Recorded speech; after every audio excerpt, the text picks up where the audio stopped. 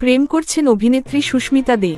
এমনি গুঞ্জনে হইচই টেলিপাড়ায়। সিরিয়ালের অনস্ক্রিন নায়ক এভি ওরফে অভিনেতা সাহেব ভট্টাচার্যের সঙ্গেই তার সম্পর্কের গুঞ্জন শোনা যাচ্ছে। একই সিরিয়ালে কাজ করতে গিয়েই নাকি প্রেমের সূত্রপাত দুজনের মধ্যে।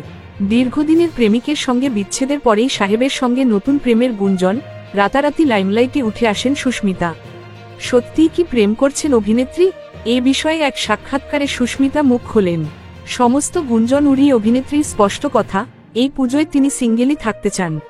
সুস্মিতা বলেন, আমি আপাতত চাইছি না আমার জীবনে কেউ আসুক।